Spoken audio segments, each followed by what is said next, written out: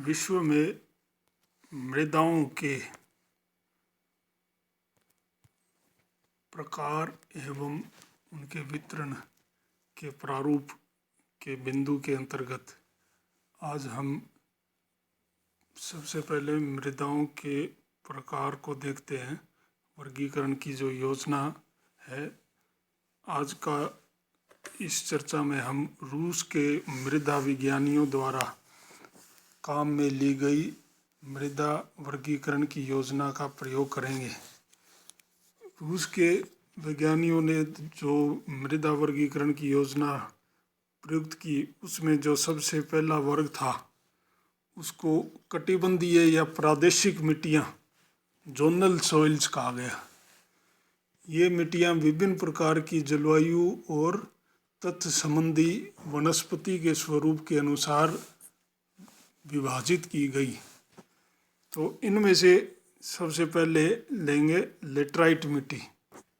Laterite मिट्टी को लेटोसोल या फेरल सोल भी कहा जाता है, क्योंकि इसमें लोहे और एल्युमिनियम के जो अवशेष हैं वो मिट्टी के ऊपर पड़े रहते हैं। लेटराइटीकरण की प्रक्रिया के द्वारा इन मिट्टियों का निर्माण होता है। तेज बारिश के कारण मिट्टी के अन्य तत्व, घुलनशील, जैविक और रासायनिक तत्व घुलकर नीचे चले जाते हैं। अघुलनशील लोहा और एल्युमिनियम मिट्टी की सतह पर बचा रह जाता है, जो कि कठोर होते हैं और इस मिट्टी को कठोरता और कम उर्वरता जैसी विशेषताएं देते हैं। इस मिट्टी का उपयोग वैसे ईंट बनाने के लिए किया जाता है। तो ये लेटराइट मिट्टी आर्द्र भूमध्य रेखीय प्रदेशों में या उष्ण कटिबंधीय प्रदेशों में पाई जाती है। तो इनको लेटराइट और अमेरिका के क्षेत्र में लेटोसोल भी कहा जाता है। तो उष्ण और आर्द्र दशाएं इस मिट्टी के निर्माण में आवश्यक होती हैं, जरूरी होती हैं। भारी वर्षा के कारण मिट्टी के उपजाऊ और घुलनशील तत्व घुलकर यानी प्रक्षालित होकर नीचे चले जाते हैं, तब इस मिट्टी का निर्माण होता है। ये मिट्टी विश्व के भूमध्य रेखीय वन, ज़्यादा वर्षा वाले, तीव्र और भारी वर्षा वाले गर्म प्रदेश जैसे मानसूनी वर्षा के प्रदेशों में पाई जाती हैं, वहाँ भी पाई जाती हैं। फिर मिट्टी का एक स्वरूप है जिसे कहते हैं पोडजोल मिट्टियाँ। ये मिट्टियाँ आर्द्रता के पर्यावरण में तो विकसित होती हैं, लेकिन मध्य अक्षांशीय प्रदेशों में होती है, जहाँ शीतोष्ण जलवायु मिलती है ना, जहाँ अपेक्षाकृत गर्म तापमान न होकर ठंडे तापमान पाए जाते हैं। निम्न तापमान के कारण बैक्टीरिया आदि ज़्यादा पनप नहीं पाते और वो वनों से गिरने वाली वनस्पति को गला सड़ाकर उसको विघटित नहीं कर पाते। तो इस प्रकार वनस्पति अपने स्थान पे पड़े पड़े सड़ती रहती है। वो वनस्पति में जो जैविक अम्ल होता है, एसिड होती है, वो उस मिट्टी को अम्लीय बना देता है, क्योंकि बैक्टीरिया न होने से वो मिट्टी, वनस्पति के कण टूटकर मिट्टी का हिस्सा नहीं बन पाते। इस मिट्टी का जो ऊपरी स्तर होता है, जिसे ए स्तर बोलते हैं, वो ग्रे रंग का, धूसर या भूरे रंग का होता है और इसमें काफ़ी मात्रा में ह्यूमस या जो कोलॉइड है, रासायनिक तत्वों की भरमार होती है। ये स्तर का जो निचला हिस्सा है वो प्रक्षालन यानी घुलनशीलता के प्रभाव को दिखाता है, क्योंकि यहाँ के खनिज और ह्यूमस का प्रक्षालन होने से वहाँ की मिट्टी का वो हिस्सा, वो परत राख जैसी हो जाती है, धूसर, ऐश ग्रे हो जाती है, या सफ़ेद धूसर वाइट ग्रे रंग की हो जाती है। तो क्योंकि यहाँ से जिस परत से प्रक्षालन होता है उस परत का रंग उड़ जाता है। तो ये प्रक्षालित पदार्थ उससे नीचे वाले बी स्तर में मिट्टी की जो संरचना है, जो प्रोफाइल है, परिच्छेदिका है, उसके निचले बी स्तर में निक्षेपित होते हैं। तो निचली परत जो है बी स्तर में पाई जाने वाली बी होरिजन या बी संस्तर में पाई जाने वाली मिट्टी की परत वो हल्के हरे रंग की हो जाती है। ये इस प्रकार की जो मिट्टियाँ को ठंडे प्रदेश में एसिडिक पर्यावरण में जो मिट्टियाँ बनती है उस निर्माण की प्रक्रिया को पोडजोलीकरण कहते हैं। पोडजोल निर्माण की विधि, पोडजोल के निर्माण की प्रक्रिया से जो मिट्टियाँ बनी हैं। तो इन मिट्टियों के दो वर्ग और किए जा सकते हैं। एक जिसे ग्रे ब्राउन यानी धूसर भूरी पोडजोल मिट्टियाँ कहते हैं। ये महाद्वीपों के पश्चिमी सीमांत भागों पर मध्य अक्षांशों के जो मध्यवर्ती अक्षांश है, शीतोष्ण प्रदेश के पर्णपाती वन है, पत्ते गिराने वाले वन है, वहाँ ये मिट्टियाँ पाई जाती हैं। शंकुधारी वनों के विपरीत मृत पत्तों तथा पौधों के अंशों में से काफ़ी ह्यूमस प्राप्त होता है, क्योंकि थोड़े से गर्म प्रदेश है ये अपेक्षाकृत, तो यहाँ ह्यूमस उनका निर्माण हो जाता है, बैक्टीरिया वगैरह की सक्रियता थोड़ी अधिक रहती है। इसी पोडजोल मिट्टी का एक और रूप है जिसे लाल पीली पोडजोल मिट्टी कहते हैं। ये आर्द्र और उष्ण की अपेक्षा उपोष्ण, जो उष्ण कटिबंधों से बाहर है, कर्क और मकर रेखा से जो थोड़ा ध्रुववर्ती क्षेत्रों में है, उस जलवायु में मिलते हैं। तो जैसे दक्षिणी पूर्वी यूएसए में, दक्षिणी जापान में है ना, पैराग्वे, दक्षिणी पूर्वी ब्राज़ील में, ऑस्ट्रेलिया, न्यूजीलैंड में इस प्रकार की मिट्टी पाई जाती है। यहाँ ह्यूमस की मात्रा जो धूसर भूरी जो ग्रे ब्राउन जो पोडजोल मिट्टियाँ हैं है ना, उनकी अपेक्षा तो कम होती है, क्योंकि अधिक बैक्टीरिया की अधिक गतिविधि के कारण इसका थोड़ा विघटन अधिक हो जाता है, क्योंकि ये उसकी अपेक्षा थोड़ा सा गर्म प्रदेश है। तो इस प्रकार बनी लाल पीली पोडजोल मिट्टियाँ कहलाती हैं। फिर मिट्टियों का तीसरा जो प्रकार है वो कटिबंधीय या जोनल मिट्टियों का, जलवायु के अनुसार, जलवायु और वनस्पति के अनुसार जो विकसित होती हैं, उनको चेरनोज़ोम मिट्टियाँ के वर्ग में रखते हैं। ये काले रंग के मिट्टियाँ भी होती हैं, इसलिए इनको काली मिट्टी भी बोलते हैं, ब्लैक सॉइल्स भी कहा जाता है चेरनोज़ोम मिट्टियों को। इनका जो ऊपर पाया जाने वाला ए स्तर है, ए संस्तर, वो काफ़ी मोटाई लिए हुए होता है और वो उसका रंग काला होता है, जिसका कारण वियोजित हुई यानी सली गली सड़ी जो जड़ें हैं, घास है, उनसे जो मिलने वाला जो ह्यूमस है, वो ह्यूमस जमा होने से है ना, उस जैविक पदार्थ के जमा होने से ये मिट्टियाँ बनती हैं। तो ये घास के मैदान, शीतोष्ण ठंडे घास के मैदान, शीतोष्ण मध्यवर्ती अक्षांशों के महाद्वीप के मध्यवर्ती भागों में जो मिट्टियाँ पाई जाती हैं, उनका प्रतीक है। हल्की या मध्यम वर्षा के जो क्षेत्र हैं और वाष्पीकरण अधिक जहाँ हो जाता है ना, तो जहाँ पूरी तरह से मिट्टी के तत्व घुलकर नीचे नहीं जा पाते, यानी कि अधूरा प्रक्षालन होता है, उन स्टेपी या प्रेयरी घास के, शीतोष्ण घास के मैदानों में है ना, ये इस प्रकार की मिट्टियाँ विकसित होती हैं। लंबी शुष्क ऋतु के कारण जो मिट्टी का जो निचला सी स्तर होता है, सी संस्तर, उसमें कैल्शियम का भी जमाव हो जाता है। इन मिट्टियों में कैल्शियम की भी मौजूदगी पाई जाती है। इन मिट्टियों के दो रूप और हैं, जिसको कहते हैं चेस्टनट मिट्टियाँ। पहला है चेस्टनट और भूरी मिट्टियाँ को एक वर्ग में रखते हैं कई बार, तो चेरनोज़ोम मिट्टियों से संबंधित हैं। ये चेरनोज़ोम मिट्टी के अक्षांशों में, लेकिन जहाँ और भी शुष्क भाग हैं, ज़्यादा शुष्क भागों की ओर मिलते हैं। कम ऊंचाई की स्टेपी घास के प्रदेश में, जो प्रेरी तो ज़्यादा ऊंचाई वाली लंबी घास के क्षेत्र है, मैदान है, लेकिन स्टेपी छोटी घास के मैदान है। तो स्टेपी घास के मैदानों में चेस्टनट मिट्टियाँ पाई जाती हैं। इन मिट्टियों में कैल्शियम कार्बोनेट यानी चूने की जो परत है वो चेरनोजेम मिट्टी की अपेक्षा सतह के ज़्यादा निकट होती है। और चूंकि कम वर्षा के क्षेत्र में है तो कम घास के क्षेत्र में ये मिट्टियाँ होती हैं, तो इन मिट्टियों में जैविक तत्व की भी अपेक्षाकृत कमी होती है। चेरनोजेम मिट्टियों का दूसरा स्वरूप प्रेयरी घास की मिट्टियाँ हो गया। ये मिट्टियाँ चेरनोजेम तथा वन क्षेत्र की भूरी मिट्टियों या धूसर भूरी ग्रे ब्राउन जो पोडजोल मिट्टियों के बीच के मध्य के बढ़ती हुई नमी के संक्रमण क्षेत्र में पाई जाती है।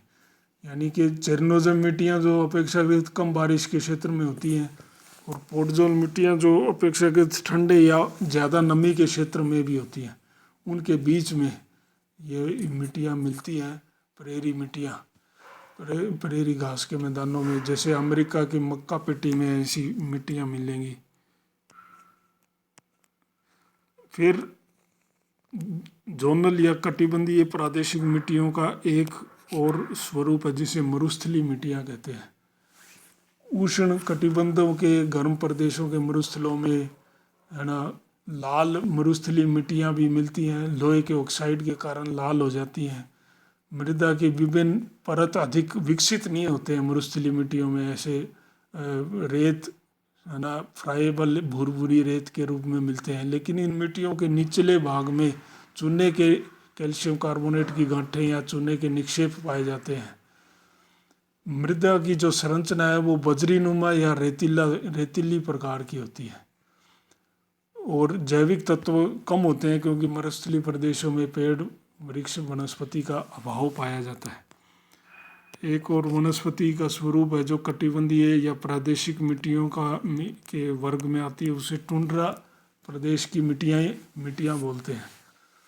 टुंड्रा प्रदेश में पौधों के वियोजन की दर और भी मंद गति से चलती है और मृदा की सतह पर है ना वनस्पति गलने सड़ने नहीं पाती, तो वो अम्लीय जो पदार्थ वनस्पति से प्राप्त होते हैं वो अम्लीय पदार्थ मिट्टी पर की सतह पर पाए जाते हैं, मिट्टी को अम्लीय बनाते हैं। तो ये पीट प्रकार की जो अर्धविकसित कोयला प्रकार होता है कोयले का, वो पीट सतह का निर्माण होता है इन टुंड्रा प्रदेश की मिट्टियों में। तीव्र ढाल के क्षेत्रों में मिट्टी गतिशील रहती है, मंद ढाल के क्षेत्रों में तो दलदल हो जाती है, लेकिन जो टुंड्रा में जो मिट्टी के नीचे की जो नमी है वो बर्फ़ के रूप में रहती है जमी हुई।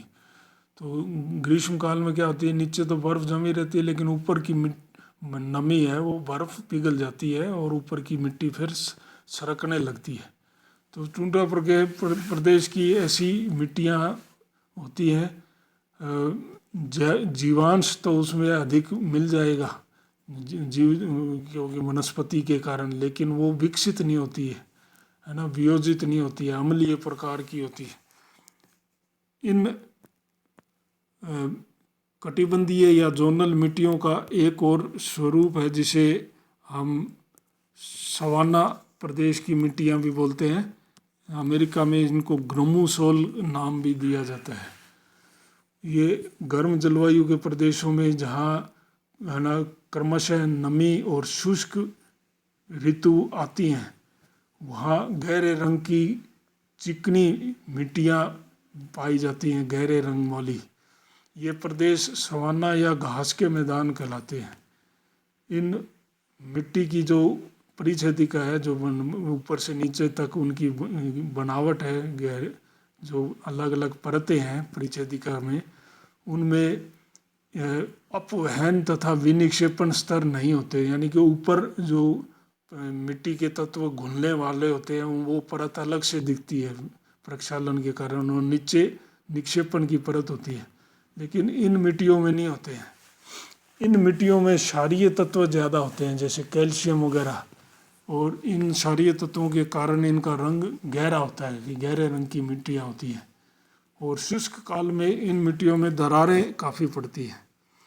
मिट्टियों का जो दूसरा वर्ग है जो रूसी है ना मृदा विज्ञानियों ने दिया है उसको अंतरकटिबंधीय या अंतर क्षेत्रीय या कटिबंध के आंतरिक भाग में मिलने वाली, है ना, कटिबंध आंतरिक मिट्टियाँ इंट्राजोनल सॉइल्स कहा गया है। इंट्राजोनल सॉइल्स जो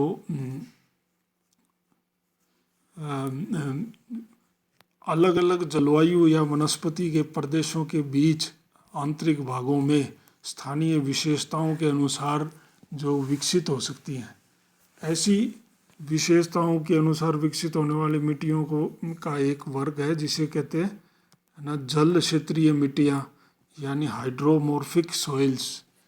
ये मिट्टियाँ खराब अपवाह तंत्र की दशाओं में विकसित होती है, यानी कि जहाँ का जल प्रवाहित नहीं हो पाता, अविकसित दशा होती है। तो मिट्टी जो है नमी जल की मौजूदगी में ग्लेइंग ग्लेइंग की प्रक्रिया से गुजरती है। ऐसी मिट्टियाँ दलदली क्षेत्रों में, अविकसित अपवाह के क्षेत्रों में पाई जाती हैं। इनका एक रूप है जिसे बोग मिट्टियाँ कहते हैं, बोग सॉइल्स। दलदल वाले क्षेत्र में जहाँ शीतल नमी युक्त महाद्वीपीय जलवायु के क्षेत्र में अपेक्षाकृत ठंडे और नमी युक्त क्षेत्र में ये मिट्टियाँ बनती हैं। जल खड़े होने की दशा के कारण जैविक तत्वों के वियोजन की प्रक्रिया में बाधा आती है, अतः ये इकट्ठे होकर करीब 1 मीटर मोटाई की पीठ सतह का निर्माण करते हैं। अर्ध विकसित कोयले जैसी, है ना, परत बन जाती है मिट्टी के रूप में। इसके नीचे चिपचिपी चिकनी मिट्टी की परत होती है जो कि, है ना, ग्रे नीले रंग की होती है, धूसर नीली रंग की होती है तथा जल के नीचे की ओर रिसाव को भी रोकती है क्योंकि चिकनी मिट्टी नीचे जल को नहीं जाने देती है। दूसरी है मेडो सॉइल्स, है ना, बाढ़ के मैदानों में मिलती, नदियों के बाढ़ के मैदानों में उन स्थानों पर मिलेंगी जहाँ जल कुछ एक स्थानों पर जमा हो जाता है और उसके फलस्वरूप सघन घास की वनस्पति वहाँ उग जाती है। धरातल के निकट की परत में ह्यूमस जो है जैविक तत्वों से परिपूर्ण, वो तत्व ह्यूमस तत्व काफ़ी हो जाता है। उसके नीचे चिक्का की परत पाई जाती है, चिकनी मिट्टी की परत पाई जाती है। इन मिट्टियों को मेडोसोल्स कहते हैं। दूसरी जो दशा है वो लवणीय मृदाओं के रूप में किसी भी जलवायु, किसी भी वनस्पति के क्षेत्र में लवणीयता युक्त मिट्टियाँ विकसित हो सकती हैं।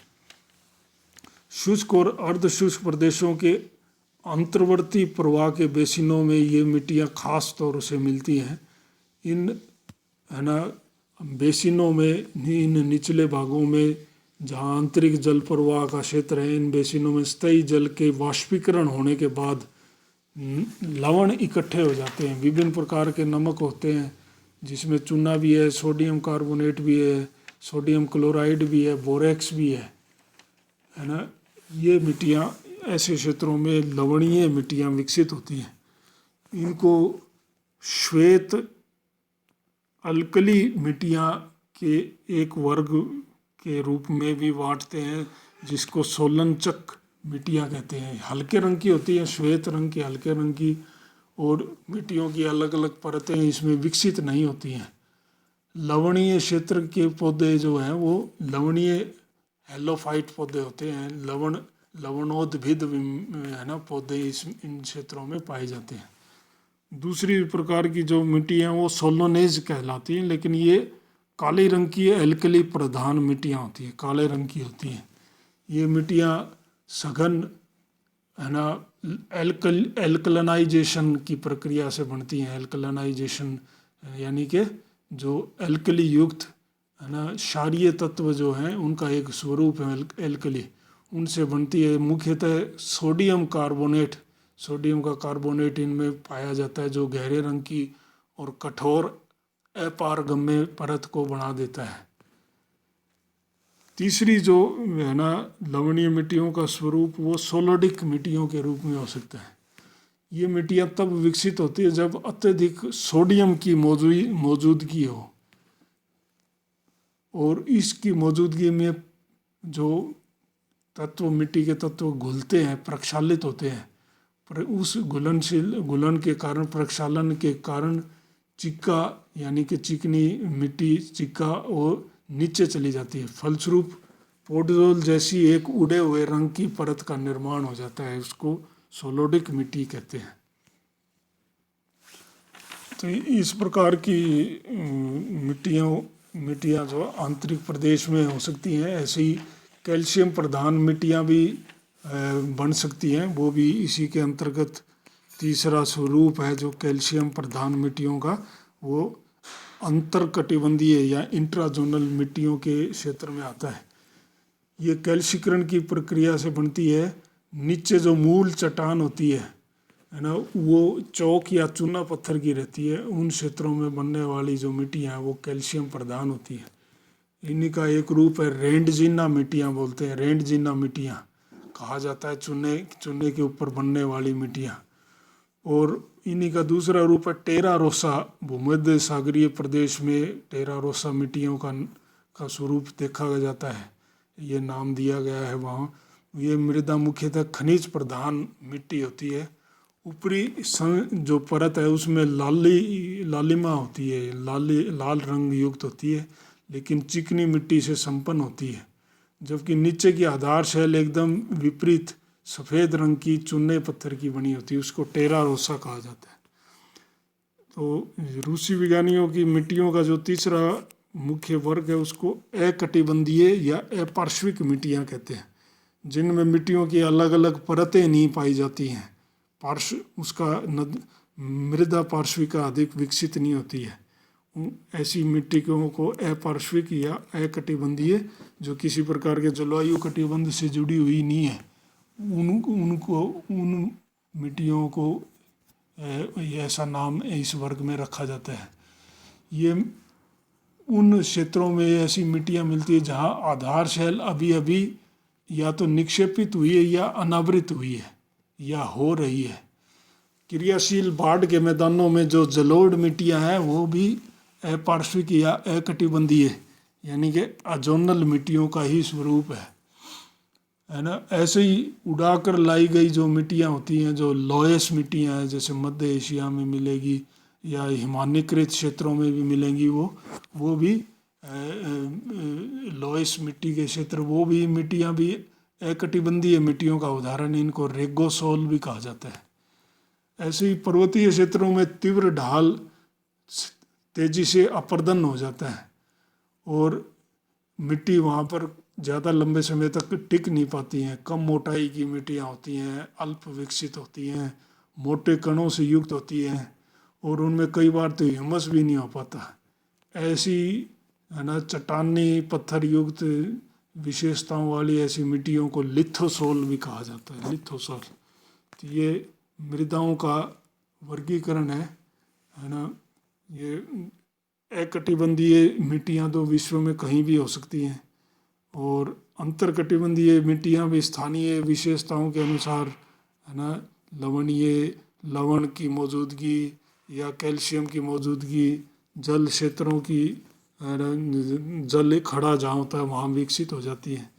और बाकी जो कटिबंधीय मिट्टियाँ हैं वो जलवायु कटिबंधों के अनुसार पाई जाती हैं, विकसित होती हैं। जो जैसे लेटराइट मिट्टियाँ अलग जलवायु में, पोडजोल ठंडी जलवायु में, लेटराइट गर्म और आर्द्र जलवायु में, मध्य अक्षांशों की अपेक्षा अर्ध शुष्क जलवायु में चेरनोजेम मिट्टियाँ, शुष्क जलवायु में मरुस्थलीय मिट्टियाँ, ठंडी शीत जलवायु में टुंड्रा मिट्टियाँ, इस प्रकार की मिट्टियाँ विकसित होती हैं।